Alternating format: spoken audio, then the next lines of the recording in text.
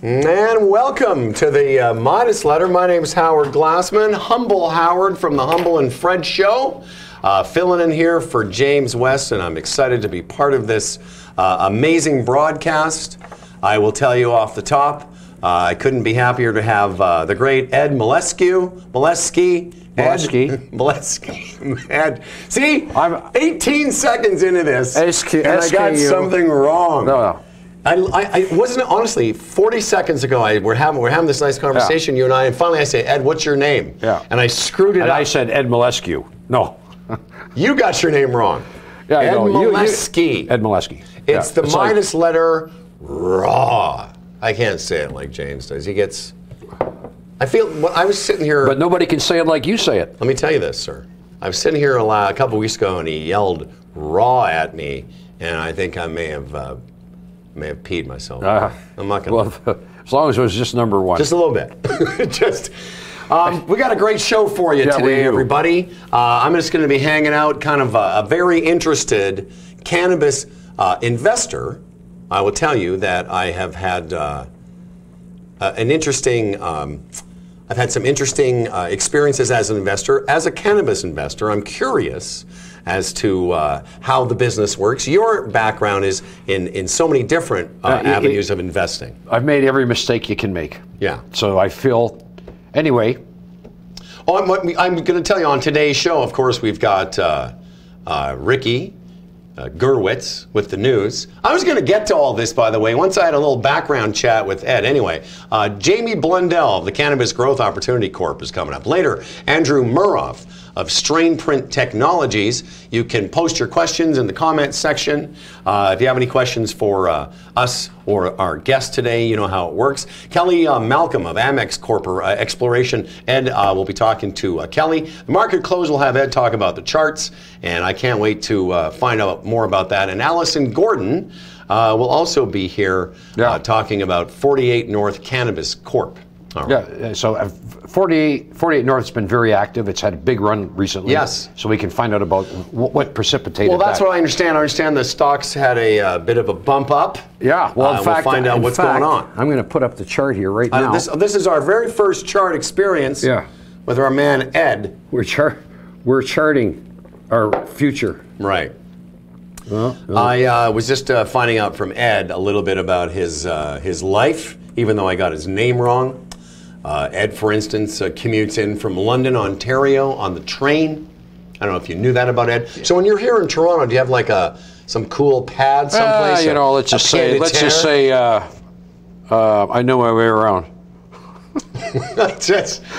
I have no doubt about that, Ed, but what are you talking about? No. You know your way around what? The city? I have a out-of-town membership at the National Club because I'm out of town in Toronto. Right? The National Club? Yeah, National Club. So what is that? It's a business club. Is it? Yeah, it's right across from, it's a block from here. So you can sleep there? Well, there's 6 rooms, yeah. Oh, but you know, the tariff on all these rooms now has gone up dramatically. Used to be you could get a room at the National Club 10 years ago for $75 a night. You could not. Yes, you could. Oh, come on. You could. Now the National Club? Yeah, the National Club, yeah. Outrageous. I know, now it's $200. Is it really? Yeah, now you can get, so just full disclosure, if you wait till the last minute and you check like One King West, sometimes you can get in there for $120. Really? So why am I going to spend $200 at the National Club? No offense, National Club, you do a great service, and I'm a member. But I'll stay at various places. Like I try to break it up. Like I'm not going to commute. Well, yeah, we don't see a guy like you staying at like a hostel or a youth. No. You're not. No, I'm not past that stage. Yeah, you're past that. You're staying in luxury. Well, you know, once in a while. So you'll come in from London on the train. Sometimes I take the 11 o'clock. Sometimes I take the 7:30 in the morning. Right. And then I'm here, and plenty of time. You can get a rail pass, which gives you 20 one-way trips back and forth for about $32 a trip. But here's the cool thing, though. Like if you and I become buds, right? Yeah. Like if I start hanging out here and we're like Ed and Howard and Ed. Yeah. Next thing you know, you're hanging out at my place on the Queensway. That's right. I live on my. How this started was Ed asked me, "Where do you live in the city?" And I kind of hesitate because my girlfriend mocks me because I apparently don't live in the core. I live in the. She calls it way out in the West End, Queensway in Islington. Yeah. Here's where it is. If you've ever gone to the IKEA, I'm between the IKEA and the IKEA and the Costco. There you go. Okay. Okay. I'll listen. I'll put you up for less than $200 a night. Ed's. So we got the NORTH. Show me the chart. Okay, the chart's up so you can see it. Okay. This is for one of the companies we're interviewing. This is Alison Gordon's company. Right, Alison. Yeah. So look at this last. You see here, this is the volume spike, Howard. Yes. And so we traded almost 7 million shares yesterday, and look at this. Got up to $1.45, a little lower here, but that's quite a move. Like you could have bought. Let's pay $100,000 worth of the stock 3 or 4 months ago, and you'd have doubled your money. Amazing. Just like the double. I should mention, too, that besides Alison Gordon of 48 North, we're also going to have Jeannette Vander Merel, who is now her partner, the co-CEOs. Yeah. Because 48 North just bought Good and Green. This is what I've determined. Yeah. Okay. I had the pleasure of interviewing those two ladies a while back when they were at the inception point. So it looks like the market's recognizing this combination and giving them credit for it, as the stock would indicate. Well, normally around 4 o'clock when the markets close, you guys know, you Midas Letter people, you sweet people know that Ed's going to break down as the market closes. But I'm curious, as an investor, full disclosure, I know you guys like that. I have some Canopy stock. It did very well. Yeah. You know, I'm like everyone though.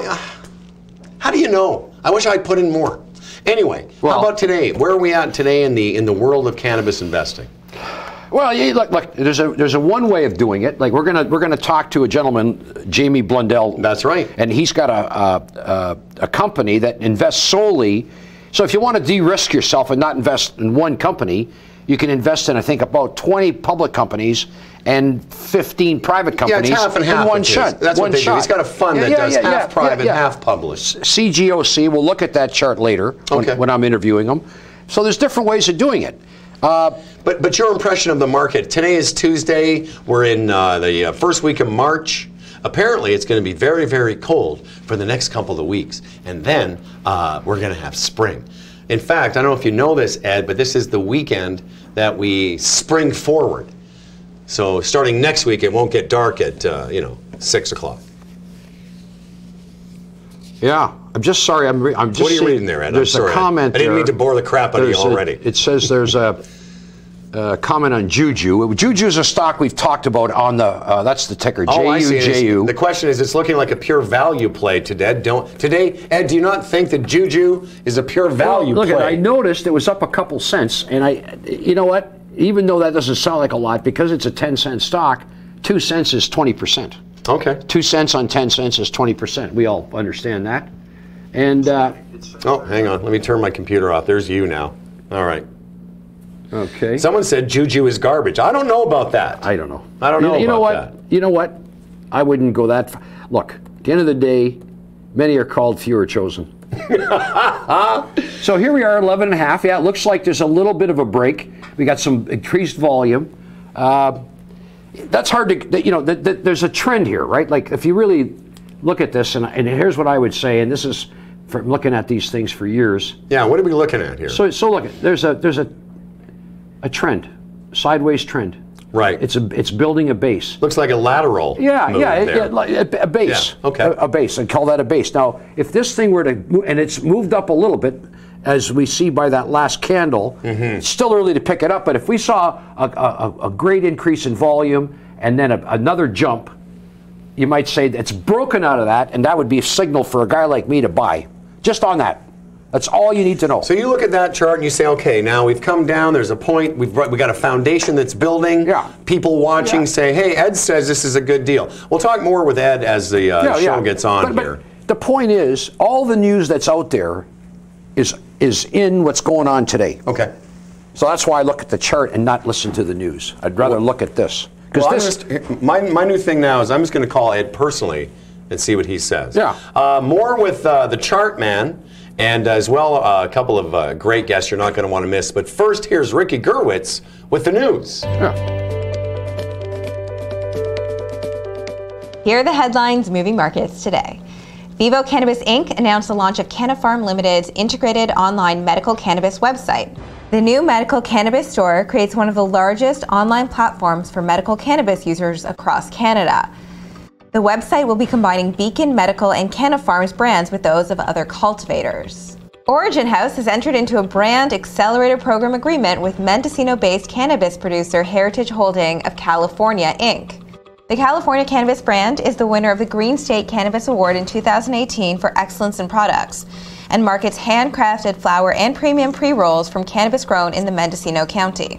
WeedMD Inc. announced strategic leadership appointments to further strengthen its team and advance its platform in both domestic and international markets.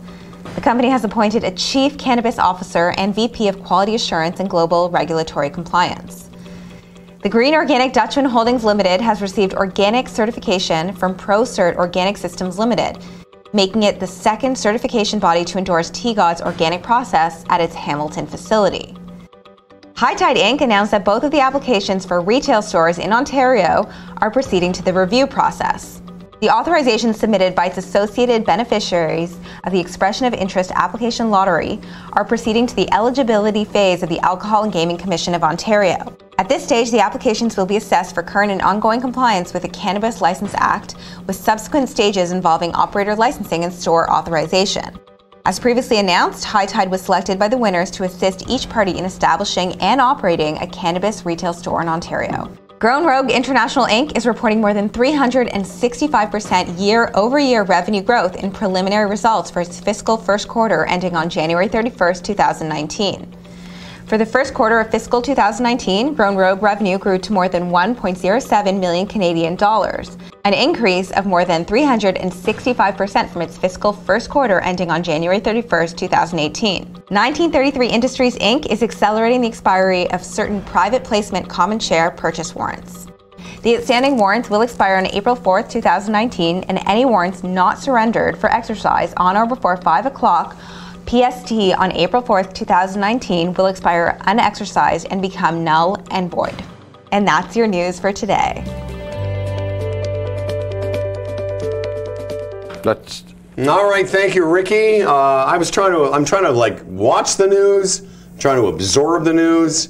One of the things I will mention to you, Midas Letter regulars, like I love learning about this stuff. I obviously don't want to pretend I know much about it. One of the things Edwin and I were just talking about while the news was on, and I think it's interesting what you just said to me, you know, that even though you've been an investment guy for a long time, really, really knowledgeable, 40 years, but you said, you know, it's like, you don't know everything, and even you can't know everything, so what is your, I guess what your gut tells you is in the fundamentals of the company, but what I love what you just told me about, the closer to zero, how did you put it? When you get into something, if you can get in close to zero and make sure that the other people involved in the deal are not in too much lower than you, because if everybody's got a profit and you go in, you're going to have to you're going to have to eat their paper. Well, it seems to make sense logically what you're saying, that obviously, like I was lucky, I got Canopy somewhere in the 10s and 12s, and I didn't get a lot, which is one of the things I have like a lot of people, I wish I had put in more, but you never know. Well, at least you put in something. I put in something, but there were people that got that stock and others along the way earlier on, closer to zero, as you said. Like the guys that start these deals, like Chiron was one. That's a Central American marijuana play. Okay. And they've got basically, they're becoming the center of the canopy growth of Central and South America. Mm-hmm. Okay. Well, we've watched this thing go from $1, and I've seen it as low as 80 cents, and it's now hit $4.30. This is all while I'm doing the show, and I'm thinking, are you serious? Well, we'll put up the chart. Well, listen, you don't have to, but if you feel like a chart is necessary now, you know what? Look, a picture tells 1,000. Yes, exactly. You know what? And I look at this as a great opportunity for me to learn some stuff from Ed, for you guys to get a little bit more. And I totally get a lot of people who watch the Midas Letter are on various somewhere on the continuum of investor acumen. But I can tell you, I'm early on, and I want to find out from Ed, when is the, like, what are those fundamentals that tell you now's a good time to get? Well, okay, it's going to take time for me to explain that to you. I can't explain it to you in one show. We only have 90 minutes, and we have other people. Well, we got other shows coming. Yes. So here's this Chiron. I was wrong. I thought you could have bought it at 80, but you could have bought it at $1. Okay. So you could have bought it at $1 back about a year ago. Okay. Okay. Okay. A year ago, you could have got it for $1. Like 7-8 months ago, Chiron, trading at $1. It recently hit 430. This is like, see that last move? Yeah. That's what you call an exponential move. Now, how do you predict that? I don't know, but I do know this: when trends change, you should go with the trend. We had a little trend there, and a sort of a flag formation, and we broke out of it. Well, that was a signal to go long. Buy it. Mm-hmm. And then close your eyes, come back in 6 months, and sell it. I love that part of your strategy is to close your eyes. Well, if you watch it too closely, you'll probably sell it. Well, that's what some of the things I've read over the years about, I know it seems cliche to you about the buy, the hold, the prosper, but, are there some companies you've looked at that used to say, like Canopy, just hold on to it. I know it went to 70, and it's clawed back a bunch of that since the fall. Yeah. But let me ask you this question then. Are the fundamentals the same, whether it's mining or cannabis, or are there some things about the cannabis space? See, in a new industry, a nascent industry like the marijuana space. Yeah. The view is it's an accorded a much higher valuation because it's new. That doesn't make sense necessarily, because an accountant will tell you $1 of earnings is $1 of earnings. It should be given the same multiple, but different industries get different multiples, and that's the craziness of the business. Okay, and a lot of these companies don't have earnings. Well, that's what I mean. Yeah. And it's interesting because we're going to talk to Jamie Blundell here in a second, and even in the brief moment I spoke to him before the show, you kind of get a sense that if you're looking like myself, if you don't read charts, and you're not watching this, and you just want to get involved because you know that cannabis as an industry is growing. Yeah. This de-risks picking one or two. Right. This way you're picking 20 or 30. And that's what Jamie's going to talk about. And Jamie's going to talk about it, and I would suggest to anybody who thinks they've missed the boat, a good place to start. Okay, go to the prompter. All right, I see. Yes. Are you guys not talking to me? Am I not hearing you? Yeah. Okay. All right, here we go. Right. Well, why don't we get right to it then? Coming up, the COO of Cannabis Growth Opportunity Corporation, joining us in the studio. But first, this. Follow us on Twitter, Instagram, LinkedIn, and Facebook. Make sure you never miss a show by subscribing to our YouTube channel and clicking on the little notifications bell. If you're interested in getting monthly actionable investment ideas in the cannabis space to your inbox, subscribe to the newsletter at MidasLetter.com.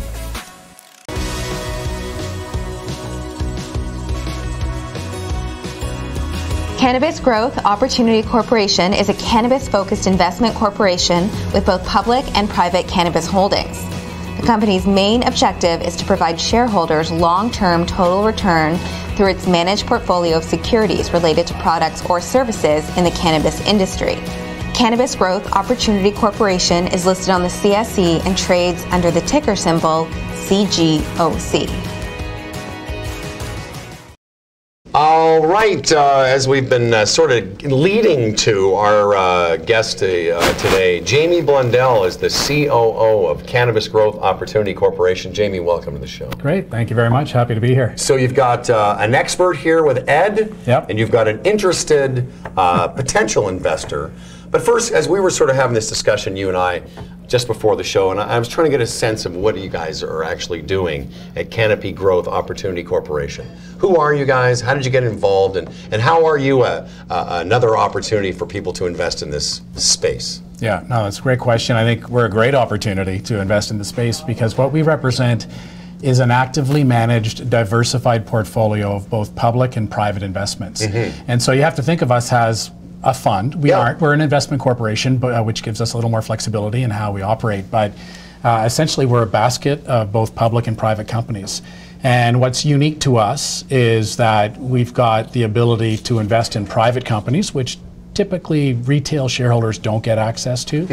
And we can make investments anywhere in the world, including the US. One of the things, Ed, that I found fascinating talking to Jamie before the show is the idea that obviously publicly traded companies, their value fluctuates as the market does.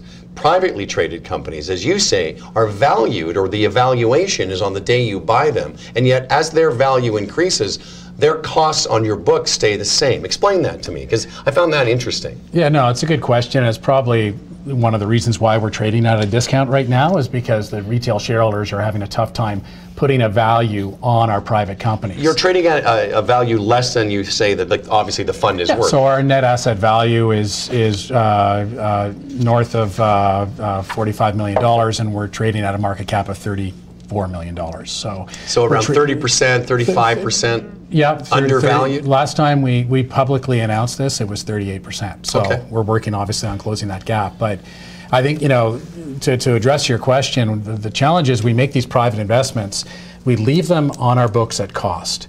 And unless they've had a subsequent financing, we will keep those investments at cost.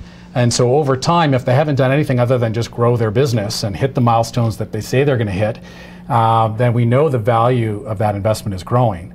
But we don't mark it. We leave it on the books at cost. Now, if they do another financing, if one of your private companies does another financing at a higher price, do you change the price?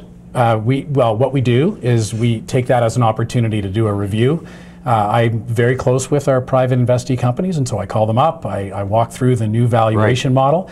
And if we believe it warrants Cannabis Growth Opportunity Corporation is a believe we like the new valuation, then we'll leave it at cost. And we've got examples in our portfolio of both. So we're being very conservative in how we mark the private portfolio. This is going to be a stupid question. I know you said there was no stupid questions. There's no stupid questions. This could border on the stupid, or at least certainly uninformed and ignorant. I apologize in advance. In fact, I was thinking of getting a T-shirt that says, "I apologize in advance for some of the things I might ask." When you have these private companies within your fund, are they waiting to go public? And if they are, when they go public, does that affect the value of your fund? Oh, absolutely. That's exactly.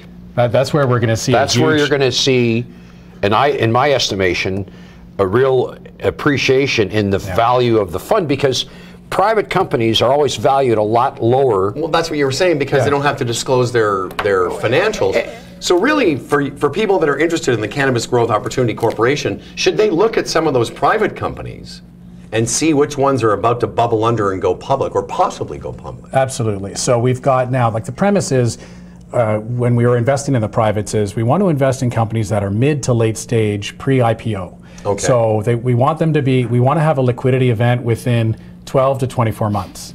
If you look at the 15 investments we've made so far, one of them had a liquidity event in 3 months.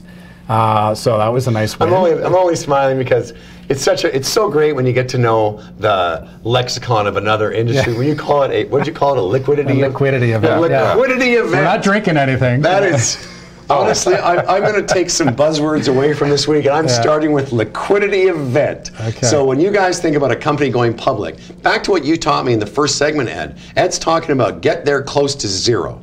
So when you have a company that's about to go public, or a liquidity event, within 15 or 20 months or so, you're getting closer to zero. Well, you're already getting close to zero because you went in privately. The private rounds, and then at the public rounds, you usually higher. Well, that's what I'm saying. But if you're an investor in Canopy Growth Opportunity, then you're looking to see, you want to get, that's a chance for you to get close to zero. Can I give you a great example? Yeah, please do. So in the portfolio, we invested last summer in a company called VIVO Health.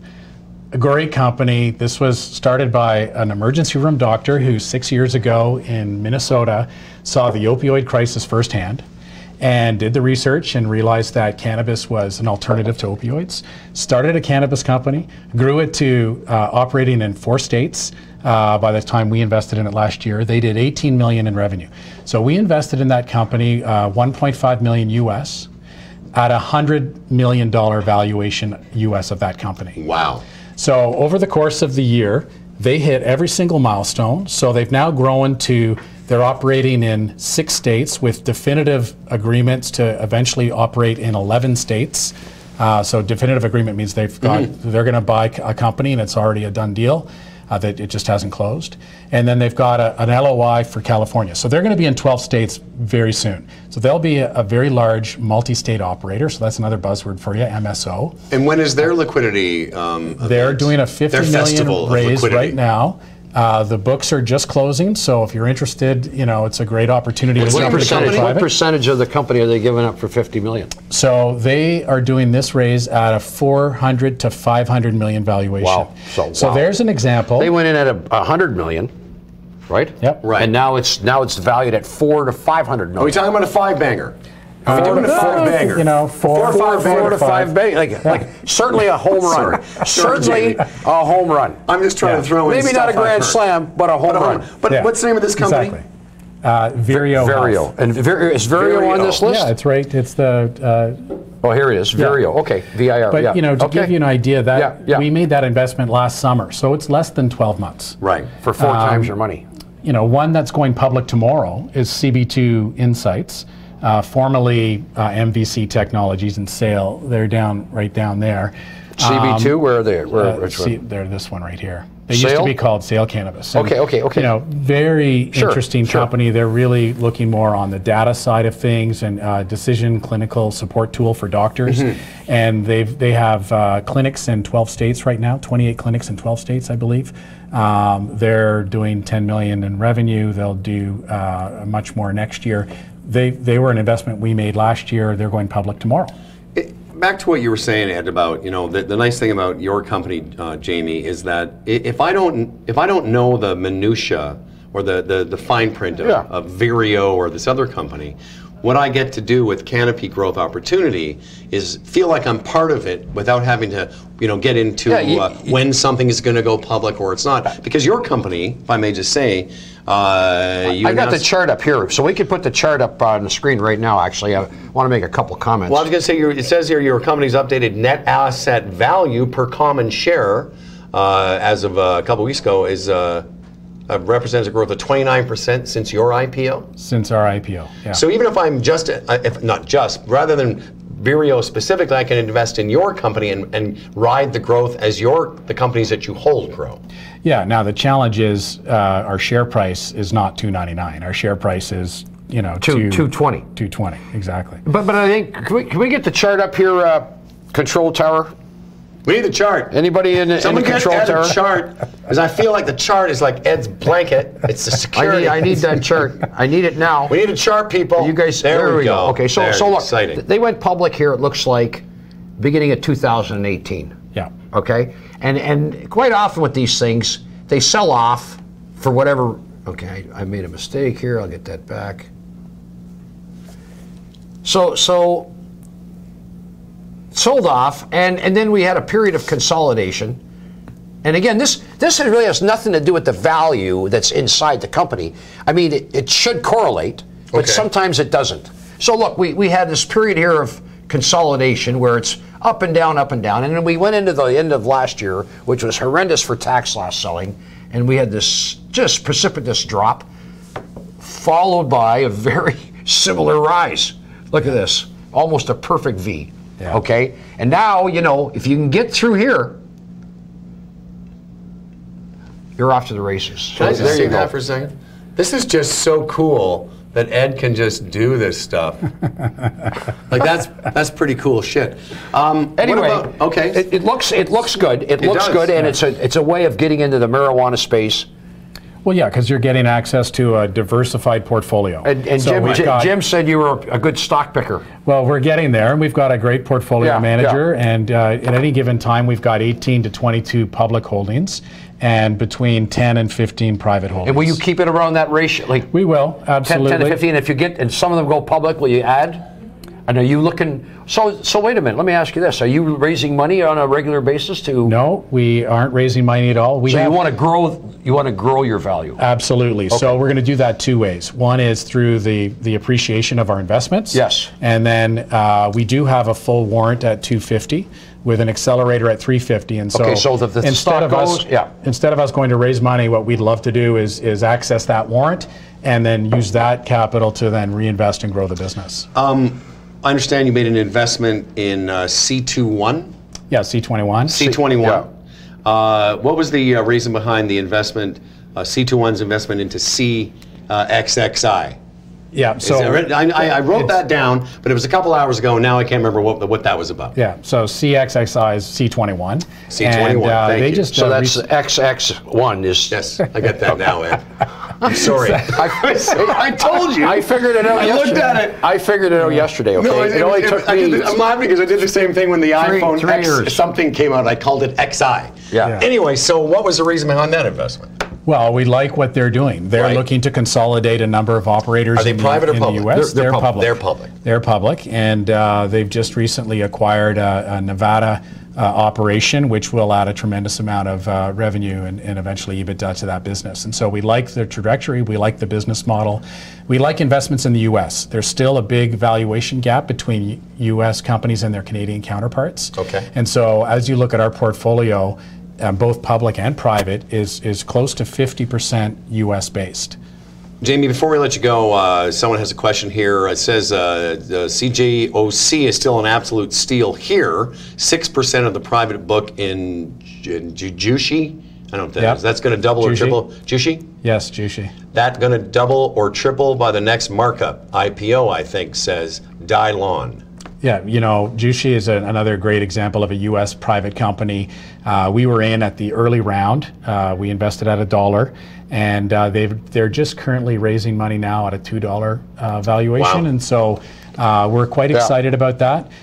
They've got quite a bit of work to do on getting a number of their businesses from LOI stage to definitive agreement, and then after that, we're quite excited about where they're going. All right. Well, listen, I really enjoyed this. I learned a lot. We're learning. Thank you very much. We're learning. Yeah. We're learning and growing. I'm happy to come back anytime. Thank you And very I much. think one other thing I wanted to point out, when we were interviewing the gentleman from CXXI, one of your holdings, it was $1.05, and a month later it's $2. Like, and because we were drawing attention to the fact, because this guy's a very judicious stock picker, trying to find value. If you find value in this space early enough, it can double very quickly. You should have seen how excited Ed got in the pre-show meeting. All of a sudden he got a message.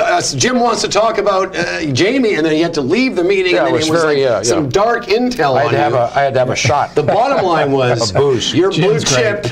Great meeting you. Jamie Blundell, Cannabis Growth Opportunity Corporation, which is what it says. It's an opportunity to grow within the cannabis space without having to worry about individual companies.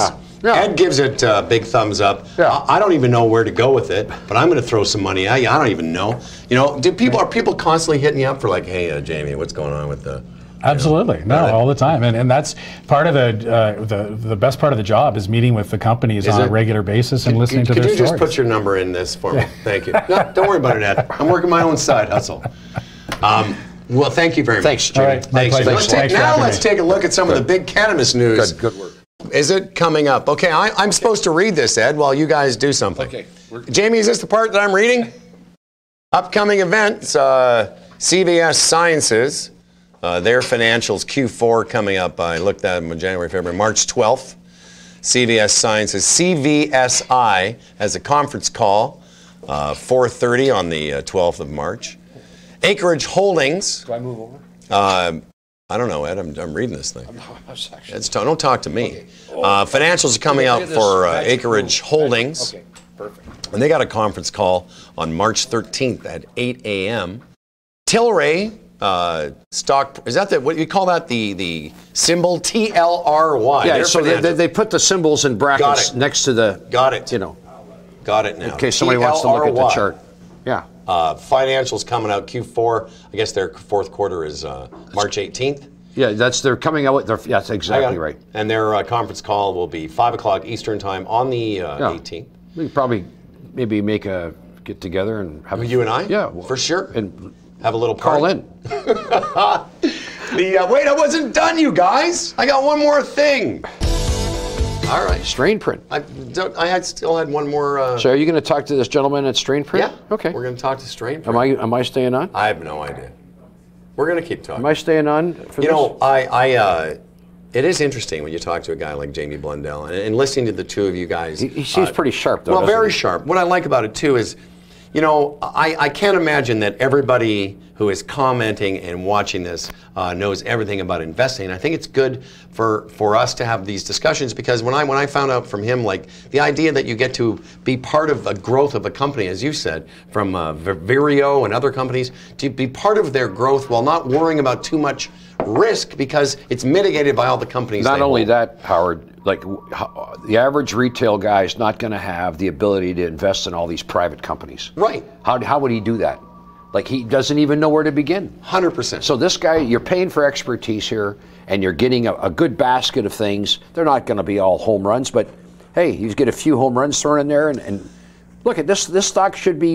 It's really worth somewhere probably closer to $3.50 to $4. You can buy it for $2.25. Well, by the way, there was a moment there that I didn't understand what I had said wrong. I knew I'd said something wrong when I said the common share was $2.99. You went, no, it's no. The common share trades supply and demand.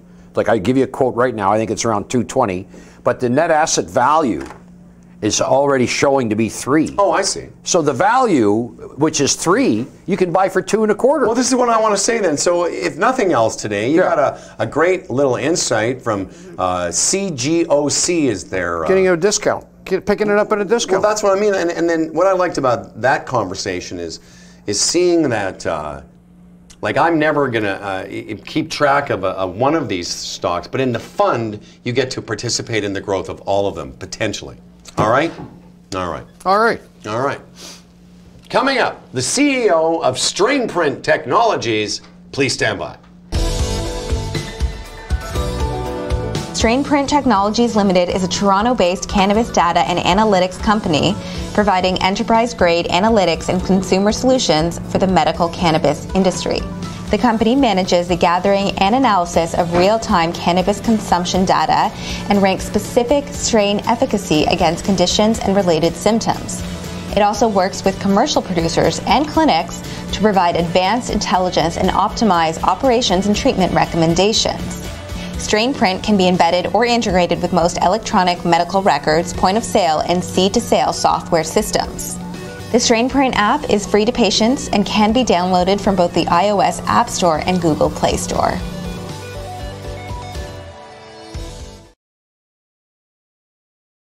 Looking at James something that's West, obviously not trading here at a today. discount. Ed has taken it's his a lot easier to become bag of charts. enthusiastic about it. He's gone now for a bit. I'm pleased to present somebody I actually have met before. I don't know much about the stock, the ins and outs of the stock prices, but I'll tell you, I know a little bit about this company. Please say hello to the CEO of Strainprint Technologies. Hello, young Andrew. Nice to see you. Young, I like it. Thank you. Nice to see you Andrew too. Muroff. Yes, sir. Is that how you pronounce it? Yes, it is. I should know that. Full disclosure, for a couple years, Andrew and the company Strainprint have been sponsoring the Humble and Fred Show, a very cannabis-friendly radio show / podcast. And I've got to know a little bit about Strainprint. I know you've been on the letter before as well. I have, yep. But for you people who don't know, if you're not 100% sure what Andrew has been up to, why don't you just give us a little background on the company, and then we can talk a little bit about how it trades and some of the growth opportunities. Sure. So Strainprint Technologies is a data and analytics company. We have 4 products that service the industry with data. And so we drive data through our pretty incredible outcomes tracking app. That app has actually been in market for 2 years as of last Friday, and today we have over 1.1 million patient-reported outcomes. It's the largest data set of its kind, and it's used today by licensed producers, by clinics, by large pharmacy chains, by government, and it's used for business support and for making better treatment recommendations. Well, and that's the thing, if we can just take a couple minutes just to give people a flavor of what exactly we're talking about. It's a companion app. You can download it, Google Play, iTunes. And what it does is it tracks your sessions, it's called, but it tracks your use of cannabis. And why do you want to do that? Because forget the giddiness of the legalization of a drug a lot of people were already using illegally. But there's a lot of people who have been using it legally, medically, for years, and what Strainprint did, I think what you guys have done, is put a bunch of people that are already using it, given them a place to report how they're finding the use of it medically, and then they get to share with each other I always use the example, if you've got a migraine or insomnia or inflammation or something, you start, CBDs or THCs, but you go on Strainprint and find out exactly what other people have used to combat those symptoms. The challenge is that there's 450 active components in any strain of cannabis. Right. So you as an individual are going to metabolize different than I am. There's thousands of options to choose from with cannabis. So we have to figure out what works best for each one of us, hence the name Strainprint. It's the fingerprint that's best for you. So the only way you can do that is to track your own outcomes. So when you track everything you use, how you felt before, what symptom you were treating, how you felt after, how you used it, what your dose was, and as well as the full chemical profile of the product you're using. We don't expect you to know that. We pre-populate every single legal medical product that's in the market today. And so that way when you choose your product, you don't have to say, well, is that 2% THC, 3% CBD? It's already in there. Right? And so at the end of the day, what you're finding is what's the optimal chemical profile for the symptom that you're treating against, but tracked against the product that you're actually using. Well, and when I first met you and Jessica and everyone at the company, I had a sense of, this will be a cute way to keep track of the buzz I got. But and I'm being serious, I didn't really understand that it was, if my aging parent is taking some kind of CBD or THC product for Parkinson's, I would want to track and find out what other people in the dosage. The dosing is very, very important. Yes. Not only is the dosing important, but also the efficacy of the strain that you're using. How you used it, also important. The time of day you used it. You think about, remember, these are medical patients who are using and tracking their outcomes. This is not somebody who's just looking to get high. Nothing wrong with that. That's just not the market. There is nothing wrong with that. Nothing wrong with that, yes. And we actually, to be honest, a lot of patients will use medical products in the day and they'll use recreational products in the nighttime. And that's okay too. I mean, we know that, so we track that. We want to understand the full experience with cannabinoids. And so that product is what tracks the data. We also have another product called Strainprint Community, which is where we learn about patient sentiment and user sentiment, and people go and talk about cannabis and what they're using with their other medications as well. And then all that drives up into our Strainprint Analytics platform, which is how we monetize the anonymous data set. Right, and that's key. It's anonymous. Your sessions are always confidential. And now let's talk about this play as it relates to investors and people watching, and the idea that you mentioned it in your opening remarks that Strainprint sells this information. To whom and why, and is that how you monetize the That's company? Exactly right. So the data is anonymous. Like I said, we don't collect any personalized information. We collect only age and gender. And when you aggregate all that information up together, what you get is the ability to see the trends and the ability to see what's working by cohort. So 35-year-old females, for instance, might react to a product differently than 50-year-old men. We see that a lot. And I think 35-year-old females react completely differently to 50-year-old men on everything. Yes. It's been my experience. Sounds like you might have more experience than me. But I don't. Anyway. I don't want to tell you. It was a very dark period in my life. Okay, please continue. So at the end of the day, the people who use the data to make business decisions are licensed producers, our clinics, pharmacists, and government. So government uses it to drive public policy. They want to understand adverse reaction. Licensed producers can understand both product formulation as well as product set. What am I missing? Why are patients buying from another licensed producer and not from me? What don't I have in my product set? Right. Product or strain optimization in your facility. So as an example, you can look and say, I have 5 products that I'm growing that are very similar in what they're efficacious for. Well, why am I doing that? Why don't I take the best one and sell and grow that, and then take the other 4 and grow something else that might be for another purpose? So, clinics. If I can just finish the clinics. Yeah, please. On the clinic side and on the medical side, it's about empowering doctors to track their patients' performance in real time, and as well be able to see a full history of what they've used and how it's worked for them, and then to be able to make a better decision and recommendation when they come into the clinic more quickly. Isn't that interesting? So you can get more patients through your clinic by still providing a good level of service to them. You know, that last piece is fascinating to me because, you know, I've talked about it. I think I've mentioned it here. If I didn't, I will now. I say it all the time that the real revolution in legalization wasn't so that you could have access to weed. We all had access to it. What this is giving us as citizens is, and the real revolution is when you can go into a Shoppers Drug Mart and say to the pharmacist, listen, I'm having some problems with my sleep. Do you have a cannabis product you can recommend? And they'll be able to because of companies like Strainprint that are tracking. You think about this. Someone might say saw palmetto is great for prostate health. By the way, it is. But there's nothing that tracks the people that use saw palmetto and their experience with it. So it's just anecdotal, word of mouth, and no doctor, very few doctors, cool ones do, but a lot of GPs don't recommend a lot of organic, a lot of nutraceutical products. But this is different.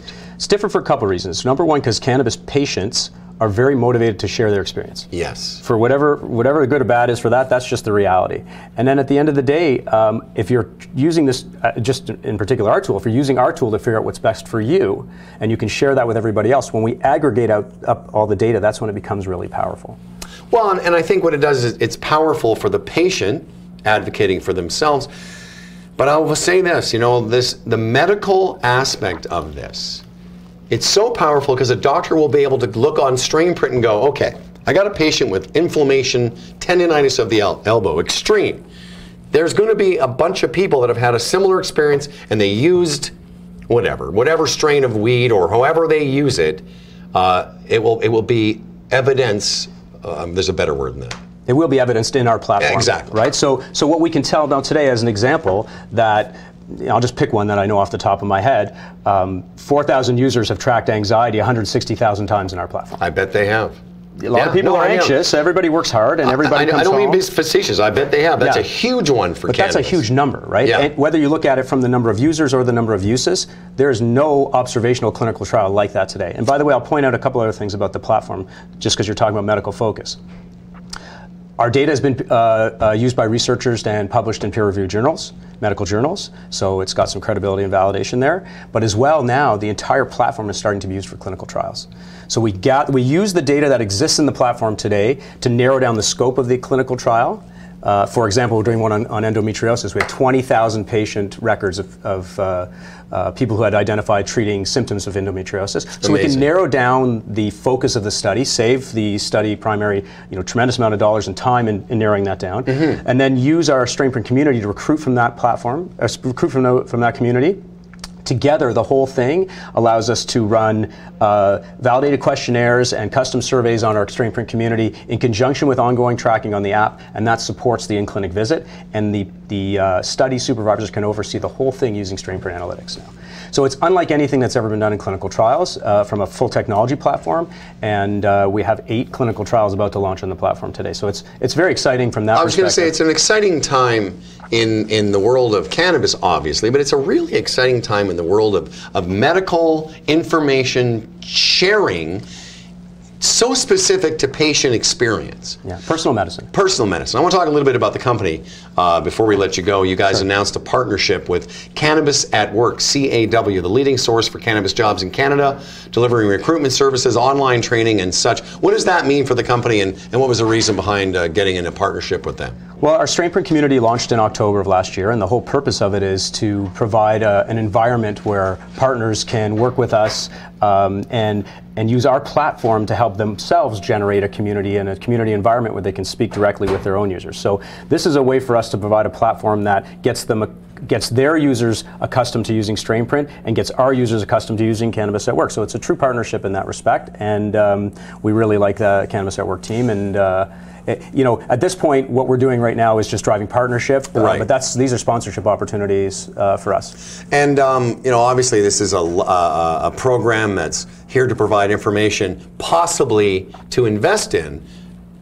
When will we have an investment opportunity at Strainprint? Or are you allowed to say? We are a private company. Yes. We have been privately funded, and we are just closing our Series B, which is a $10 million raise. Our next raise may be a public market offering. We're not sure yet. It may be something else, but for now we're just closing this to put our foot on the gas and really to just accelerate our first mover advantage. Well, having had personal experience of your company with Jessica and Noah and some of the folks, you're a great bunch, and I think it's a great idea that you had a few years ago, but I think it's going to help a lot of people, not just investment, but also from a health standpoint. It's helping thousands of people today. That's the best part about it. Listen, it's great seeing you again. You too, Alex. There he is. There's my man, Andrew. Coming up next, Ed will be interviewing the head geologist of Amex Exploration.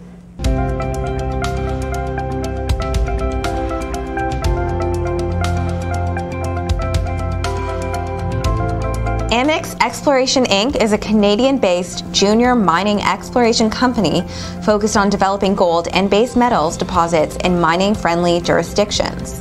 Amex has multiple highly prospective projects. The Perrin Gold and Base Metal Project, located north of Rouyn-Noranda, Quebec, the East Main River Gold Properties, and the Lebel-sur-Quévillon Gold Project. Amex Exploration is listed on the TSX Venture and trades under the ticker symbol AMX. I'm joined now by Kelly Malcolm, VP Exploration, Amex Exploration. How are you doing? I'm doing very well, thank you. PDAC is busy. Yeah. We've got a really exciting story, and we've had a lot of meetings Unbelievable story. Very exciting, high-grade gold in Quebec, great infrastructure. We've got a lot of traction in the market, and the management team is very excited about this story. Since Victor was here, I'm going to say 4 or 5 weeks ago, maybe a little longer, stocks, when I first found it, it was 19-20 cents. Hit $1.50 recently. Sold off hard, and you might say it's technical. There's been some stories floating around that maybe aren't the kindest. Well, maybe we'll talk about that in a bit later. You've also put $5 million into the company by way of a financing at 75 cents, I believe. Correct, and the majority of that was taken up by Eric Sprott, who's a big mining gold investor. He's sort of the man, you know. And okay, so now you've got more drilling. You've announced another drilling 10,000 meter campaign. We announced it today. That's in addition to the 3,000 meters that we've done this year. We're fully funded for that. We're drilling for about $160 a meter all in. Yeah, that's not that much, is it? It's peanuts in comparison to no many other helicopters companies. involved here. 0 helicopters. We've got over $5 million in the bank. Very well financed for this drilling campaign. And then we should have enough money to continue drilling if we do decide to extend this program even further. So as far as a project goes, would you argue this is a difficult one, easy one? It is honestly such a simple system. It looks like a sheeted quartz vein system, very linear. When we're drilling into this system, we're able to target effectively within about 3 meters of our projected pierce point. We're not really seeing any folding, nor faulting, nor deformation. Right. It just looks like a sheet that plunges off to about 70 degrees and is simple as a good thing. These things, I was talking to Victor earlier, and he said these things can go for several kilometers. Correct. So in the Abitibi Greenstone Belt, the typical depth to strike extension, so strike is your horizontal extension, depth is your vertical component, is often 5 to 20 times your strike length. So theoretically, say you had a kilometer-long strike, arguably you could go down for 10 kilometers in vertical extent. And so if we could dream a bit, potentially this could be a monster deposit. We think it could be a very valuable deposit. We don't know the numbers of ounces, but these are very inexpensive ounces. We've been drilling some and you're adding them fast too. You're adding them bonanza grade, adding them fast. Yes. Exceptional grades. It's like I said, it's an easy story. We're developing this thing very rapidly. So I was saying. So go back to the thing I mentioned earlier. There was a guy who writes, I guess, about mining deals, and he came out with some untoward comments about the way the information was being portrayed. Portrayed. Mm-hmm. And like I've known Victor. Victor's character is impeccable as far as I'm concerned. So. I mean, is he just guessing? Is this guy... So I never heard the actual presentation, but what we did today was we uploaded all of our drilling data, so we wanted people to be able to do their own due diligence. Right. So it's clear, right? It's like... Take our collars, take our surveys, take our assay composites, and make your own interpretations of where our drill holes are going. So you got nothing to hide, obviously. Nothing to hide. We're happy. We're ecstatic for that matter. Yeah. We had a little price correction over the past few days. Hey, look, I'm a technical guy. I look at charts, and it would be almost like saying things just don't go in one direction. No. There's buying forces, selling force, and the more you go one direction, the greedier people get and tend to push it a little further. And conversely, the other way around, like if he starts to back off, people think, oh my God, what am I doing? I'm buying into something that's going to make me lose all my money. But anyway, look, it's the ship looks to be righted now, where I think you're trading around 98, 99 cents. Yeah, somewhere in that range. Yeah. No, it's an amazing story considering where you were and how long you sat at the 5 to 8 cent range for 2 years, basically, just with little flutters here and there. Yeah. Even our original discovery hole into the system was in December of 2017. We hit that 12 point something grams over 4 point something meters, with a 47 gram over 1 meter interval and a 15 gram over half a meter interval. Right. Didn't really move the needle for the market. It got us intrigued enough that we came back and did our follow-up hole. Right. But we were still sitting at that 8 cent range for a year or so prior to our current follow-up holes, which have got the market very excited. Right. So now with this money that you have, and we're going forward here, can we expect results on an ongoing basis? Yeah, absolutely. And you've got one rig, and you're gonna add another rig. So we've got one drill. We're basically doing a hole every, call it 4 to 5 days right now. Okay. As we start drilling deeper, it's going to take longer. It takes a lot longer. So at that point, yeah, because the rocks get denser, don't they? As they go. It's not even that. It's just it takes a long time to drill a deep hole, because you have to step back continuously because you're drilling on an angle down. So to drill, call it at 500 meters, you have to drill an 800 meter long drill hole. Right. So they take sometimes up to 3 weeks.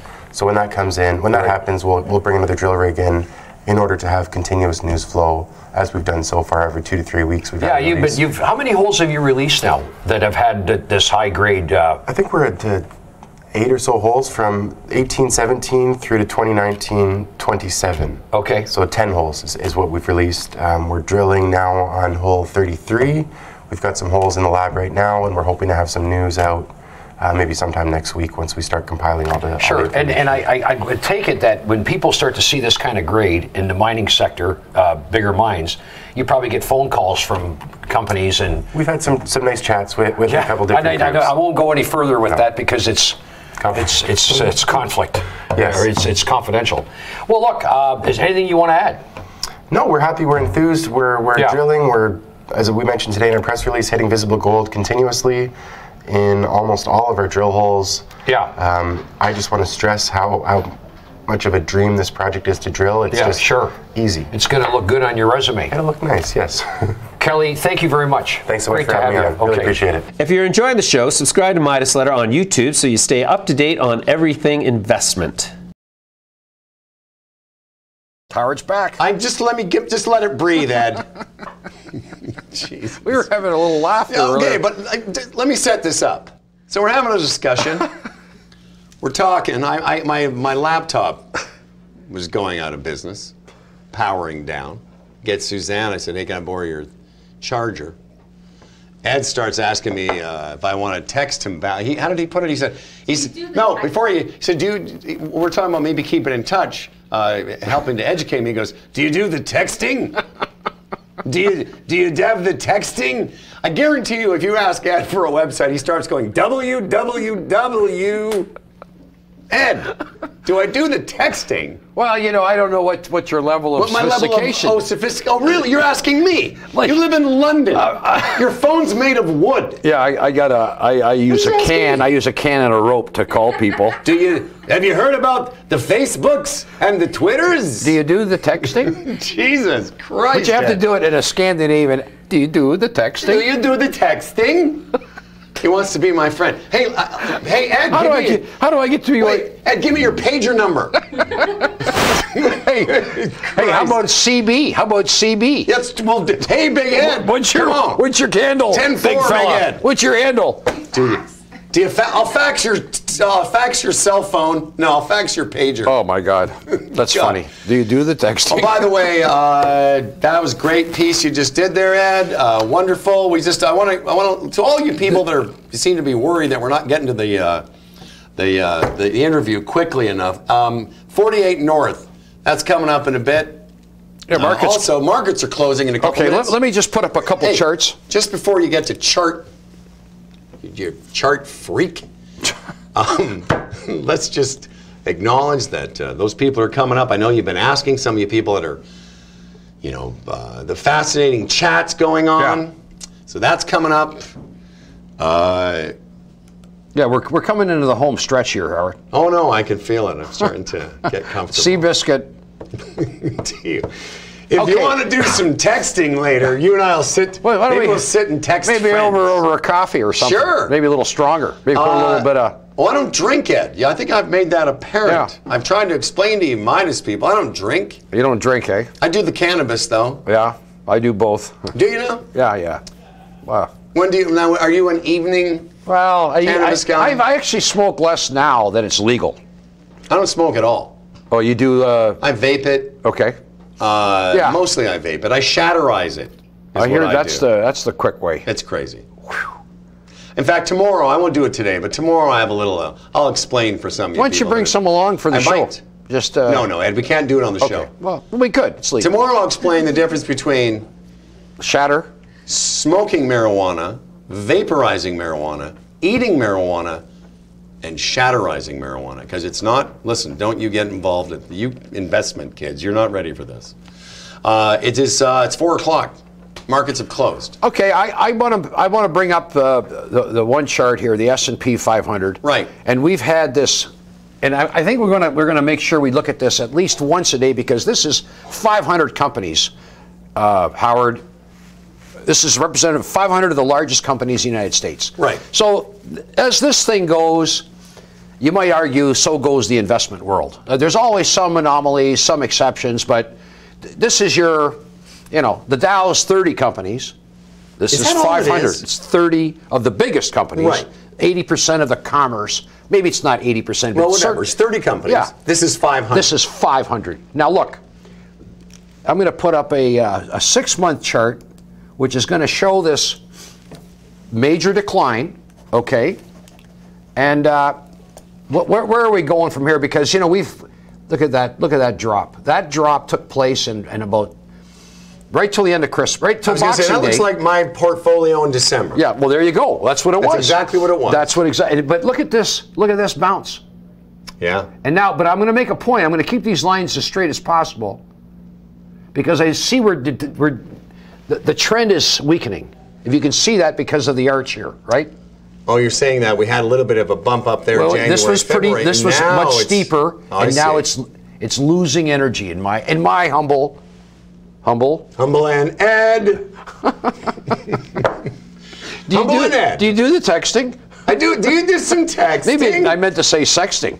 No. Ed, listen. I'll tell you right now. Jesus. I'm supposed to be here for the rest of the week, but if I get a sext from Ed, I'm done. That kind of bullshit in the workplace. I can't do that. It won't happen. Really? It won't happen. Hey, thank you, Suzanne. So listen, I've seen James do this. There is no HR department here.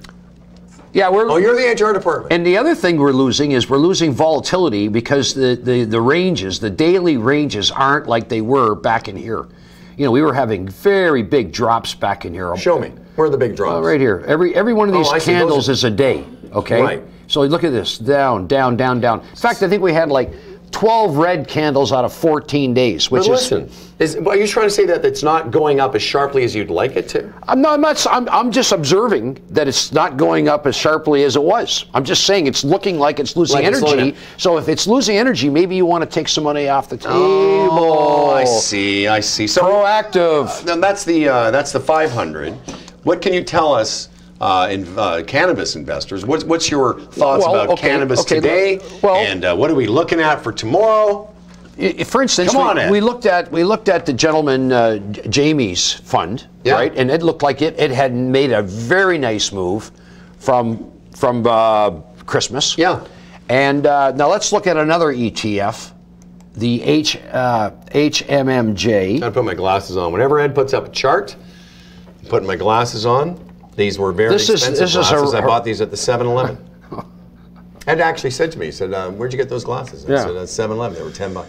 Well, look, we've had a big move here. This is, who are we looking at? This is a ETF. So if you wanted to buy a basket, another basket. Another fund. Of all, it's an exchange traded fund. Horizon puts it out. And this sort of copies the marijuana space. Okay? Oh, I see. This is another way of doing it, like probably more risky than what we had, okay? But if you put that chart back up for a second, guys, I just want to ask a question, because it looks like that stock is going up again, the December meltdown aside. Yeah. It looks like it's going up again, sort of at a similar rate to the S&P 500. Well, look, there's... There it is. There goes, as the S&P 500 goes, you can make a lot of correlations. Like, if the S&P is going up dramatically, usually gold doesn't go up dramatically. Like, there's different markets. Would you mind if I asked you a question? I'm not so sure, but go ahead. Here's the thing. How about I do this? How about I text you this question? Text it. Text it. A new way of communication here, folks. Here's my question. Okay, go ahead. Ripped from the pages of my real life. A friend of mine. Yeah. I won't say his name, but it rhymes with Ed. Okay. So my friend, not Fred, his son was looking at getting involved in the markets and was talking about index funds in general. Yeah. Funds that you buy that are tied to the stock exchanges. Is that what an ETF is? Yeah, well, an ETF is created by the exchange, or it's created by an organization. Right. And it's supposed to mirror, for instance, there's a gold ETF, okay, which is basically tracks the price of gold. So instead of buying bullion, you buy this ETF, and it just tracks the price of gold. So as the whole sector goes, when you buy an index fund, as the whole sector goes, so goes your investment.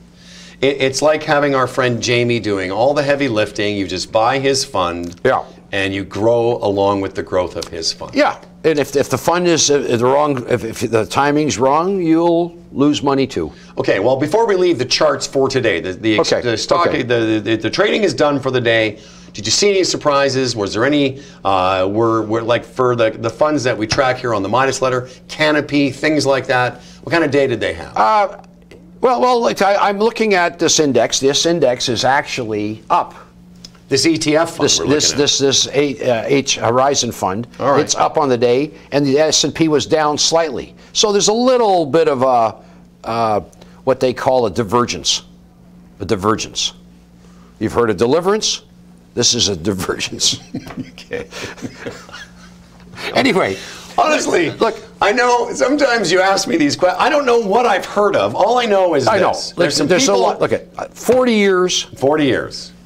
Somewhat of a neophyte, self-admittedly, in this space. Oh, absolutely. And look, it's complicated. It's not simple. I will tell you something, sir. Okay. May I? Please do. I have had a long history of making poor stock buying decisions. Okay? Just so you know. Can I ask you a question? Please. Do you usually go in after there's a big move? Like you say there's been a move already, and now you're getting in, and you feel comfortable getting in because it's already moved, but maybe listen, Ed, timing's out. Just saying. I bought gold futures in the run-up to the Gulf War in the early 90s, thinking, oh, well, if there's a war in the Middle East, I'll buy gold futures because when oil goes down, gold goes up. And then that whole thing was over in like a day or two, and I lost a lot of money. Yeah. So I've been making poor investing decisions. Sure. Do you know what I'm talking about, Ed? Listen, I've made a lot. I've made more. So even though I'm a neophyte in the cannabis investing space, I have been making horrible decisions. I bought some lithium. I bought lithium about a year and a half ago. Thought it was going to just skyrocket. Didn't. Yeah. So I'm very happy with the investments I've made in Canopy, and by the way, Mr. Ed from London, Ontario. The talking horse. With a cell phone the size of a baguette. He's got one of those old. He's got one of those old cell phones. I will tell you this, sir. I also bought a private cannabis. I bought into a cannabis stock on a private basis last year. Yeah. That is yet to go public. What do you think of that? I'm impressed. That's where you can make some money, but you may be. The question you have to ask yourself: Are you late to the party? That is a question. How close to zero are you? Would you pay for the shares? What about your liquidity event? Ooh. What is it? Liquidity? Geez, you learned quickly. What about your liquidity event? What about that? All right, listen. Enough of this nonsense. Yeah. Do you want to text Ed? Up next, I'll be speaking with the CEOs of 48 North and find out why their stock price has been on a tear. 48 North Cannabis Corp is a Canadian-based cannabis company focused on the health and wellness market through cultivation and extraction for next-generation cannabis products. 48 North operates 2 indoor licensed cannabis production sites in Ontario with over 86,000 square feet of production capacity. The company also operates a 100-acre organic farm growing organic, sun-grown, low-cost cannabis. 48 North has signed an agreement with Canopy Growth to supply dried cannabis produced from high-grade, unique genetics grown at 48 North's wholly owned facility, Delshen Therapeutics Corp. 48 North Cannabis Corp is listed on the TSX Venture and trades under the ticker symbol NRTH. All right, we're here with the co-CEOs of 48 North Cannabis Corp. Our guest today, the very talented and lovely pair of Jeannette Vander Merrill. That's you. That's me. Look at you. You seem very nice. Everyone has such an open face. Alison Gordon, you're also wonderful. Thank you. The two of you, I can tell you right now, I don't know anything about cannabis investing. I'm here hanging out, filling in for James, but I do know you two people seem to know what you're doing. We do. We do. We've been at this a while. Yeah. Yes. Well, and maybe you can help educate me. I know that a lot of the people that watch the Midas Letter, they're interested investors. They want to find out backgrounds on companies. They want to see what's going on. But maybe you can talk a little bit about what's been going on at 48 North. And I know there's been some news that we can discuss. Yeah, we've had some great news recently. We our biggest announcements, we just released our, actually I'll let you talk about the financials and I'll talk about the farm. How's that? Sure. Well, we released our second quarter financials, and we were EBITDA positive, which you're newer to the industry, and this may be surprising to you. I do know that term. But what you may not know is that please. EBITDA positive in our industry is like a rare gem. Is it? It is. I mean, and that's not people's faults. It's a new industry. They're still rolling out distribution, retail, the recreational market. So a lot of the speculation has been forward-looking. So how does being EBITDA positive impact stock prices for 48 North? Well, I mean, I think we can see this week our stock, I think, has gone up about 40% or something. What? Yeah. Yes. Yeah. We've had a fantastic week. So that's EBITDA very positive. EBITDA very positive. So that's great news for 48 North. EBITDA positive in Q2. Are we in Q2? Is that what you said? Yes. Okay. Our Q2. Yes, our Q2. Our Q2. But yeah, I mean, I think the point is Jeannette and I have been saying for a long time, 48 North is focused on profitability, on innovative next generation products, on low cost organic input, which Jeannette will talk about. And so the second quarter financials are showing that we are living up to what we said we are going to be. And Jeannette, before we get to that, I'm just curious, like a lot of the cannabis industry, a lot of these companies, as you say, being EBITDA positive or having positive information is great for investors, but because there's so many of these companies that haven't had a positive, they're not turning profit yet. People are just buying stock based on possibilities. But as you say, 48 North living up to the promises you've made and the business plan you created. Exactly. We saw that the industry is maturing. And the first few years, there was a lot of stock promotion, a lot of raising capital, forward looking for when there was profitability. We're focused on actually being a profitable company. Part of that is actually... Alison laughed there. I don't know. It's a rare thing. It's a rare thing in this business. Yeah. Yes. So we're doing some really innovative stuff. Our big announcement this week that I think has already helped our stock is that we signed a landmark supply agreement with the SQDC, which is the distributor in Quebec, for 1,200 kilograms of our soon-to-be hopefully licensed, pending Health Canada's approval, 100-acre organic outdoor farm, which we believe will be the first of the licenses to grow outdoor cannabis in Canada. Now, is that Good and Green? So, Good and Green was a company that I co-founded. Right. It's been acquired by 48 North. Okay, this is what I want to talk about, because up to this point, a lot of the growth, obviously, in the industry, the actual growing of the cannabis product is all hydroponic, it's indoor growing. But your company was still growing it outside? Well, no. So there's been no legal. Okay, so what I just said was completely wrong. Completely wrong. Okay, let's start again. We're here But to educate. it's right until the wording that you use. Okay, Saying let's our try company is different going words. to grow outdoor. Okay, it was so Good and Green was your company. Yes. And then you guys got together to co-CEO this 48 North thing. Yes. Yes. Amazing. EBITDA positive in case you missed that. But Good and Green wants to grow outdoors. Correct. Thank you. 48 North has 2 licensed sites now. It has the Delshen site, which is in Kirkland Lake, growing fantastic, top quality, state-of-the-art cannabis. Fantastic. Amazing. Okay. And then we have the Good and Green site, which is another indoor site in Brantford, Ontario. All right. We're now working with Health Canada to hopefully become one of the first licensees to grow outdoors in Canada. So it'll be a third license. Okay. Yeah. I mean, from a complete, just from a product standpoint, is that going to be something that will be promoted and as a demarcation, kind of like the organic section of the grocery store, meaning that Good and Green will be known as an outdoor, more natural product? Is that what I'm to hear? Or? Well, Good and Green currently is growing 100% organic in our indoor facility. Okay. And we'll be carrying the same technology and 100% organic onto our farm. Outdoors. Outdoors. Then what's the point of growing it outdoors? Because you'd think that indoors you can control the growing cycle so much more. Is there an advantage to having an outdoor? You know, cannabis only... You're nodding your head like that was a decent question. It's a good question. No, it's a Thank good you very question much. if you don't. And Jeannette is, no one is more qualified It's a to good answer question that. if you're an idiot like me. Right. So the only reason cannabis moved indoors was because it was illegal. And people were hiding it from police. And It was illegal. When was that? I know. How I have surprising. no idea. Okay. A little bit historic now, but it was illegal. So it moved indoors. But cannabis grows fantastically outdoors in Southern Ontario and a few other small pockets in Canada.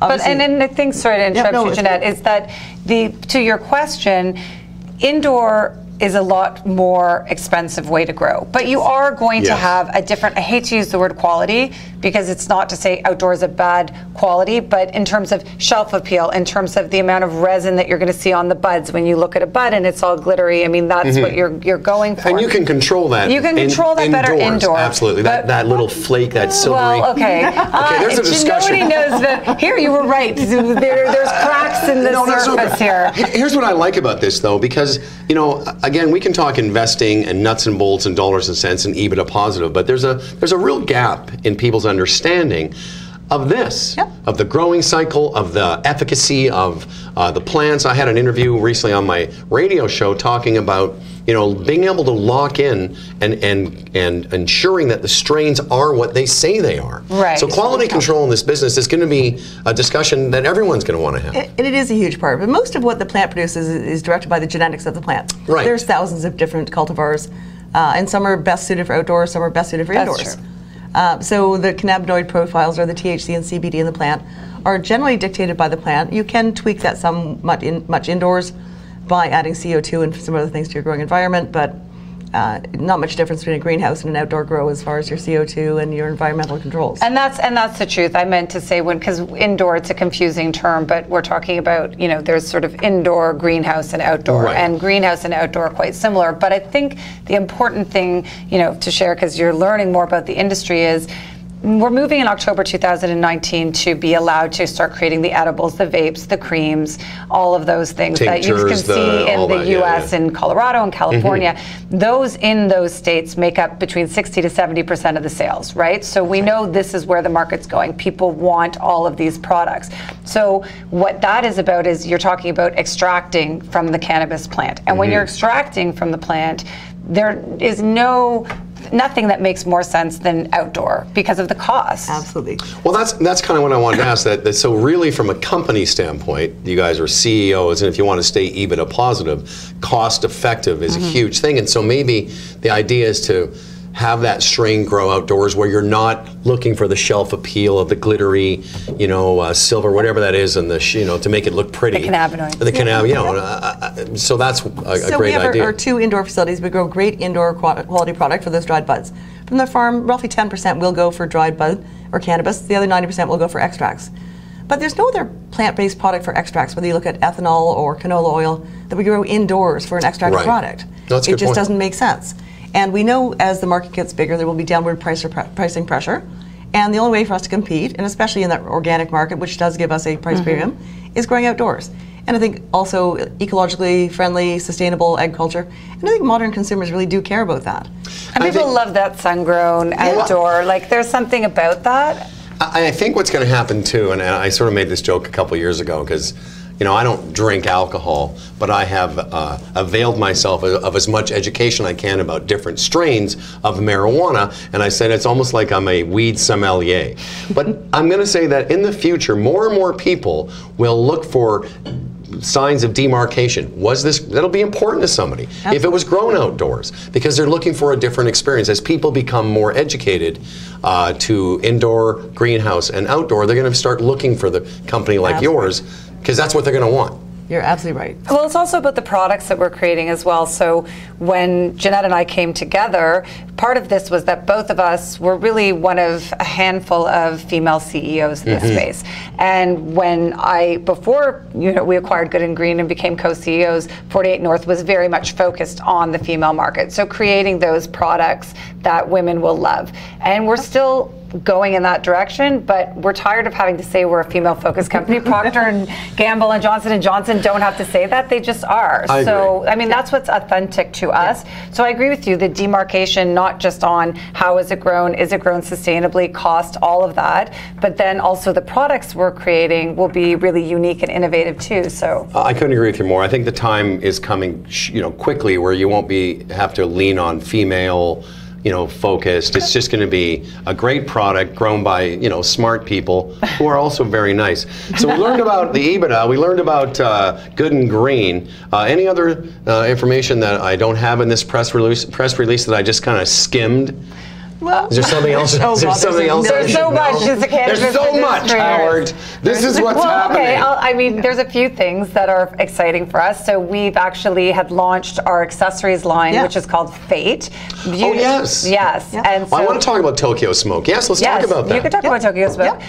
So yes, Toyko Smoke is carrying our accessories, as is the Ontario Cannabis Store. So your accessory brand, Fate, F8, but Fate, what is that all about? Because you've got an agreement, you announced the launch of a agreement with the Ontario Cannabis Store. Whenever that happens. No, it happens. It's on. It's happening online. It's happening online. Yeah. Yeah, all right. Okay. No, it is. I know.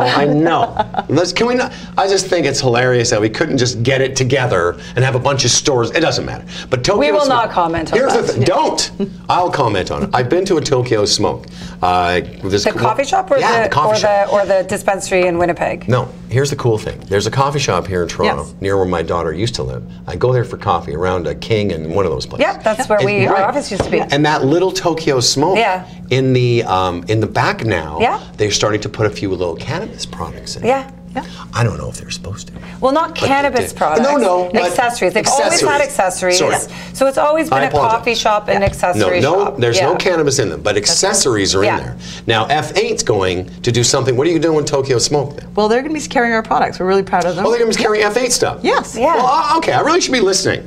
Yeah. Sorry, I'm it's okay. It's okay. Alan Gertner, who started Toyko Smoke, is a friend of ours. Yeah. And it's like Jeannette and I have been in the industry for a long time. Yes. Really, it's been almost 5 years for me and a little bit more for her. So we were like a small little group, and all of us are still growing, but Toyko Smoke, we're super excited to be Well, listen, you guys, I can tell you right now, I've really enjoyed this. And you guys, I think this has been great. Well, bring us back. We love to hang out. Are you kidding me? For up to me, we do the show together. But I got Ed, and I got other people. Ed?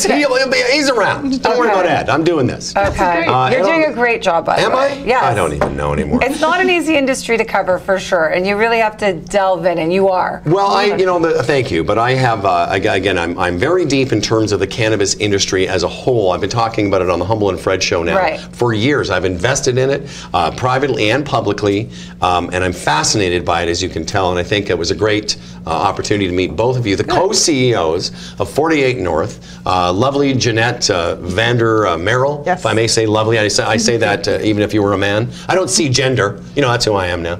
I just see humans. And Alison Gordon, thank you both very much. Thank you for having us. It's been a pleasure. Great having you here on the Midas Letter. If you like the show, you'll love our website. Visit us at www.midasletter.com for interviews with key CEOs, cannabis news, and to subscribe to our newsletter. There we go. Okay, there you go.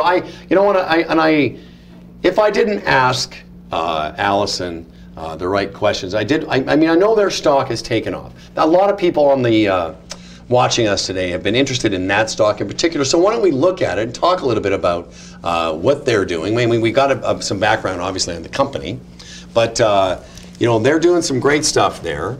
And I wanted to get your thoughts on. You know, one of the 48 North as a play. I'm going to put up the chart, but I'll tell you one of the things. Ed and I were talking about golf too. And one of the things that you, and again, this is not a cop out, but there's so much information out there. It's impossible to stay on top of it all. And there are companies I hear about every day, and mining companies, and have you heard this and this, and you know, it can be overwhelming. So, yeah, I said to Alice, I said, congratulations, you know, your stocks had a great move. And, you know, she asked me if I'd bought any, and I had to say, no, I didn't, because why would I? It only doubled in a short period of time. You know, what's wrong with me? Like, I'm sitting here, you can't get any closer to this stuff. Right. And I'm watching these charts, but you can only do what you can do, right? I mean, I think that's a great cautionary tale. Maybe it's not a cautionary tale, but it's great insight from someone like Ed that's been investing for 40 years. You know, during one of the breaks, I was talking about some of the investments I've made, and I haven't always done very well, trust me.